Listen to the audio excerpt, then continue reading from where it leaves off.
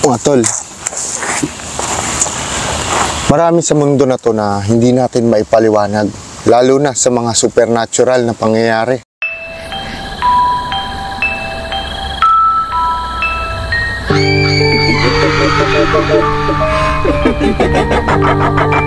Ilan sa mga encounters ko ay babahagi ko sa inyo. Kasi hindi lingid sa kaalaman ng mga kamag-anak ko, talagang nakakakita ako ng mga bagay na hindi natin mapaliwanag o yung mga supernatural na mga pangyayari na hindi kadalasang nakikita ng mga tao na normal. So may mga bagay na talagang kinakatakot ko o pinagdarasal ko na lang. Yung first encounter ko is yung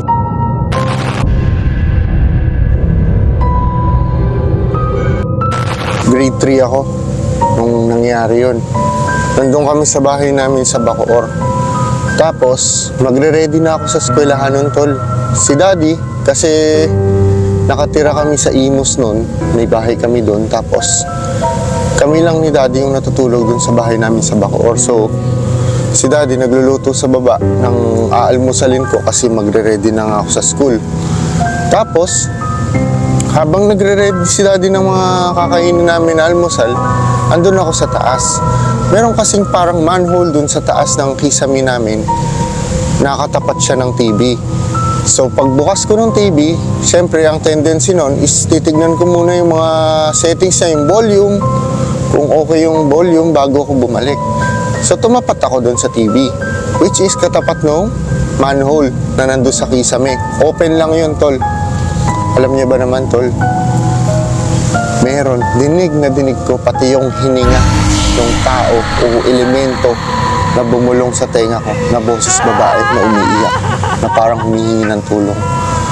Tapos nagkakaroon ng mga encounters doon kahit yung ate ko.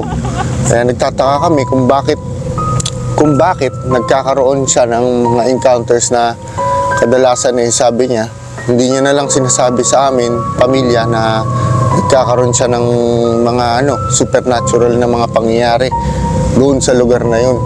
Nakakadalasan na humihingi siya ng pabor sa amin para mapaayos yung earphone niya kasi meron siyang mga boses na naririnig na umiiyak sa tenga niya, which is yun nga yung na-experience ko. It turns out, tol, na ang pangyayari pala na yun ay may connection sa nangyari doon sa kapitbahay namin.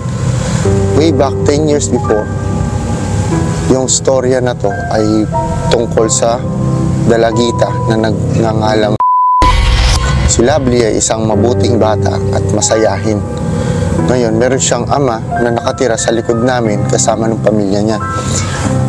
Isang gabi, nung panahon ni Ramos, Presidente Fidel B. Ramos, nung Imao, madalas ang brownout nun, di ba? Hanggang kay late President Corazon Aquino, di ba? Madalas ang brownout nun.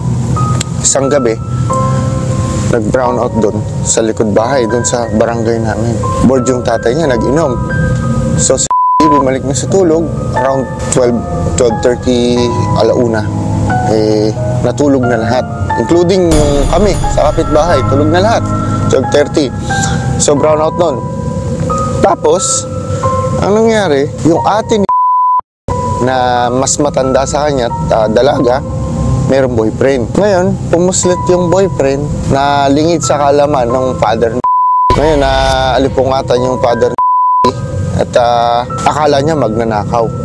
So, naging aggressive siya since nakainom nga siya at sa takot na nagsisigaw yung father ni sa kama yung kapitbahay namin. Tapos, pagbangon niya sa kama, ang unang-unang instinct ng isang bata ay hanapin mo yung father mo.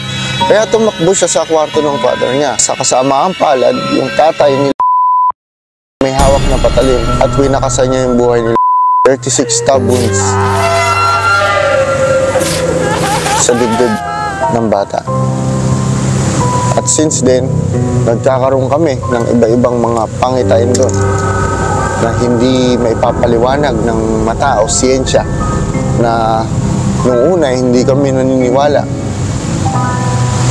Pero nung naranasan namin, napatunayan namin na may mga ganong klaseng elemento pala na hindi maipaliwanag.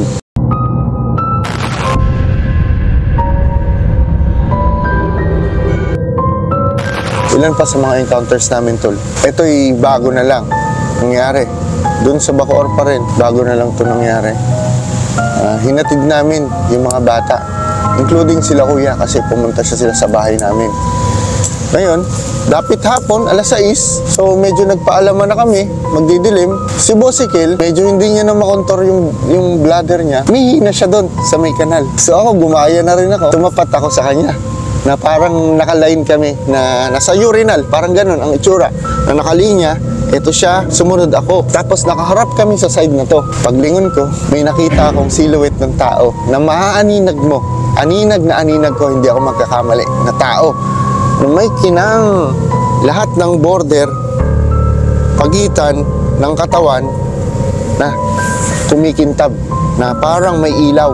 Yun yung nakita ko. The night after that, tol, sabi ko kay Bosikil noon, nung pagkakataon na yun,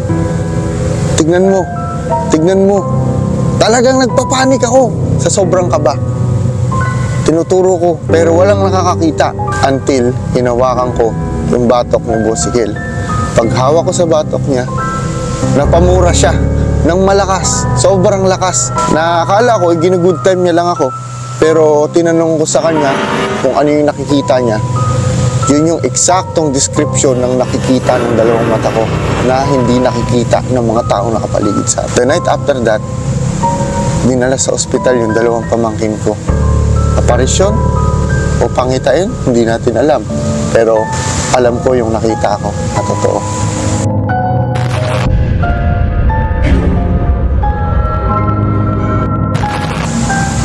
Isa pang encounter ko, ito ay napaka-unusual dahil nagtatrabaho na ako sa barko nito, tol. Ito yung panahon na nandoon ako sa barko at nagtatrabaho, na hindi mo akalain na magkakaroon ka ng kakaibang encounters. Marami akong nag-encounter sa barko. Sa ito yung nangyari noong 2009, unang sakay ko sa barko. Siyempre ako ay steward at kitchen assistant. So natural lamang nagigising ako ng maaga, na mas maaga kay Chief Cook. Ang nangyari nun, tol, habang inire-ready ko, kasi yung hagdan namin, tol, paslope, pababa, bago ka bumaba ng chamber, doon sa vegetable, kasi meron kaming walk-in cooler doon, cool room, refrigerator, freezer, walk-in freezer na katumbas ng, sabihin natin, 2 kwarto ng isang typical na tao sa Pilipinas. 2 kwarto ang katumbas. Ngayon, obligasyon ko, umaga, na iakyat yung mga itino o yung mga dinipros na pagkain na gagamitin namin para sa araw na yon. So wala akong choice kundi ba bumaba ako doon. Tuwing umaga na lang, at aayusin ko at kukunin ko yung mga lulutuin pagkain. Lagi kong nakikita yung lalaki na nakaputi at nakatitig sa akin doon sa ibaba ng hagdan. Mismo nakatutok sa akin at biglang mawawala na parang nagpe-fade. Ganun tuwing umaga sa loob ng 11 buwan. Lagi kong nararanasan yun, araw-araw. Kung hindi ko man siya makikita doon, makikita ko siya doon sa barberya, nakaupo, parehas na lalaki, mataba, nakaputi. Hindi ko alam kung parehas din yun. Siya rin ba yung aparisyon o wangis ng kaluluwa na nagpaparamdam sa akin na nasa tapat ng kabina ko. Yung tabi kasi ng kabina ko, tol, is thin walls lang na nagdi-divide mula sa kabilang kabina. Tuwing alas 3:30 ng madaling araw, hindi pumapalya, may kumakatok sa kabina na maririnig ko sa kwarto ko. Ang nakakatakot pa nito, tol, bago kasi ako noon, at wala akong hindi ako aware kung ano ba yung akala ko kasama ko sa trabaho, something na medyo nagigising ng ganong oras at nasasanggi yung pader, pero lagi kong nararamdaman yun tuwing alas 3:30 ng umaga na may kumakatok doon sa tabi ng kabina ko. Tanging ang may hawak lamang ng susi na yun ay ang kapitan, at walang tao na nakatabi pala doon sa akin sa kabina na yun.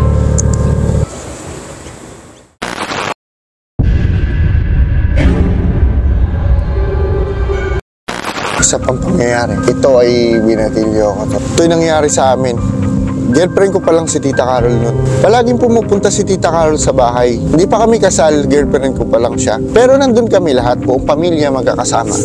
Yan, lagi siyang bumibisita doon. So, pag wala siyang pasok sa school noon, nag-aaral pa lang siya noon, gabi na siya umuwi. Pinahatid namin siya ni Bosigel. On foot, naglalakad kami. Bago kami makarating doon sa lugar na tatagusan niya para makauwi sa kanila, dadaan muna kami doon sa isang school na kapitbahay namin. Tuwing dadaan ako sa lugar na yun, may nakikita ako nakatayo sa parking lot. Nakaputing babae, isang balingkinitan, at saka doon sa taas, sa top floor, na medyo bilugan ang katawan. Pero madalas kong nakikita yung nakaputi na balingkinitan. Nakatingin siya sa amin habang naglalakad. Tapos kagaya nung nakikita ko sa barko, nagpe-fade na lang siya na parang binubuga ng hangin. Palala ng palala yung sitwasyon, tol. Dati nakikita ko lang siya sa parking lot hanggang sa nakikita ko na siya.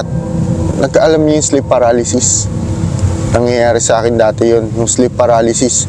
Na magigising ako, nakadilat yung mata ko, pero yung diwa ko, hindi maipaliwanag kung bakit hindi ko maikilos yung katawan ko. Pero yung mata ko, tsaka yung awareness ko sa paligid, active. Palagi kong nakikita yon. Palapit ng palapit, nakatayo sa harap. Minsan, aalis kami ni Carol, pupunta kaming SM. Naliligo ako doon sa banyo na yun. Sa eksaktong oras na 3:00 ng hapon, napaalis kami. Siyempre, yung peripheral vision mo, kita mo lahat yan, di ba? Imagine niyo tong corner yan, di ba? Ito ako, ayan. Ito yung gripo. Nagkukuskus ako ng buhok. Kitang-kita ng dalawang mata ko. Isang babae, tol, nakabitin, naka-elevate yung paa. Nakabitin sa pader. Nakataklob yung buhok sa muka. Nakaitim na palda. Parehas na babae na nakikita ko habang na-sleep paralysis ako. May mga bata, estudyante, na nagkaroon ng parang retreat doon sa school na yon. Katabi namin, sleepover. Nagkaroon sila ng parang isang maliit na retreat. So, ang mangyayari, mag-overnight sila doon sa school. Nagtakbuhan yung mga bata, kasama yung principal, mga teacher. Kasi may nakita silang nakaitim na paldang babae na nakaputi. Parehas ng babae na nakikita ko. Nung umpisa, akala ko, sabi ko, baka meron lang akong guni-guni. Wala akong ibang pinagkukwentuhan nun, kundi mother ko at saka si Carol. Na alam ko na hindi nila ikukwento sa ibang tao yun. At rinig na rinig ko yung sigaw ng takot na galing dun sa boses ng mga bata nung gabi na yun. Dahil nakita nila yung parehas na babaeng nakita ko. Kasi kapitbahay lang namin, dinig na dinig namin yung sigaw. So, ang nangyari, lumabas kami. Nag-usisa kami kung ano nangyari. Yun nga, nakita nila yung babae na yun, tumago sa lamesa. Ito pa yung creepy part ng storya. It turns out na ang nagmumulto pala na yun is yung maong teacher mula dun sa school na inoperahan at hindi na nagising. Up to this day siguro, yung kaluluwa niya, paikot-ikot pa rin at hindi matahimik dahil hindi niya alam na yumaon na siya. Biglaan yung pangyayari nun, tol, nung inoperahan daw yung teacher na yun. Itong storya na to, susunod. Hindi ko alam kung gift ba to o curse na nakita ko mismo, ang anghel ng kamatayan.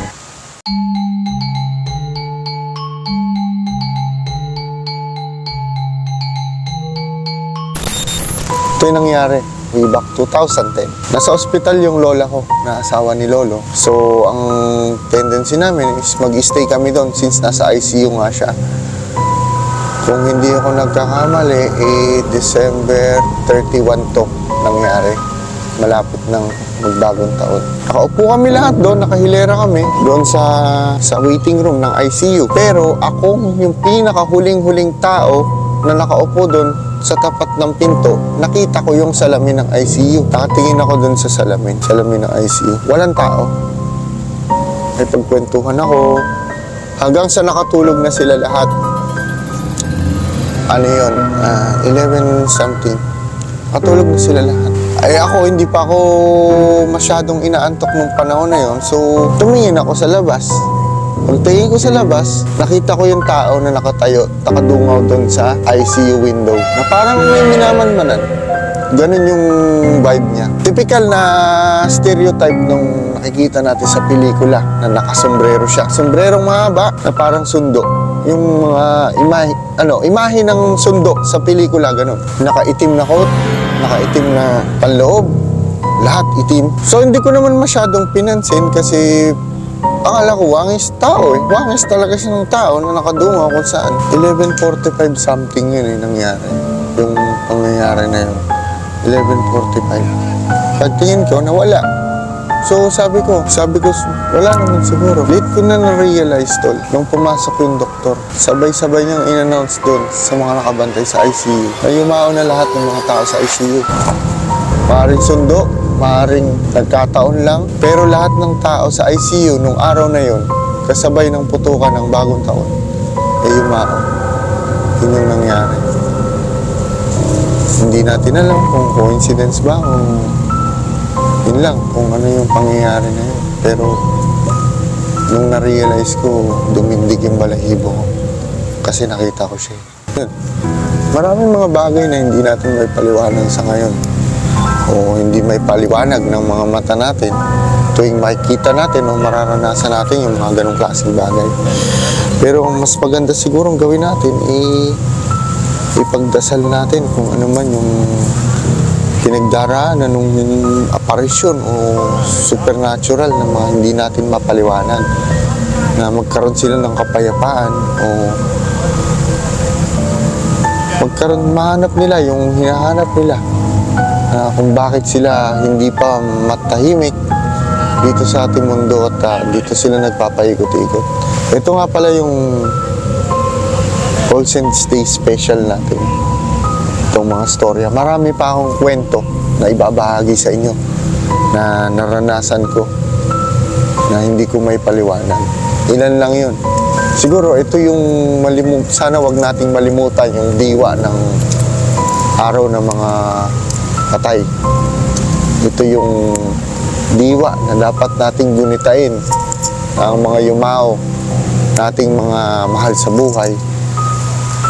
Hindi lamang natin maaalala tuwing may okasyon. Araw-araw natin sila ipagdasal at mahalin natin yung mga kamag-anak natin na kasama pa natin. Ito si Tim Tong, nagpapaalam. Magandang gabi.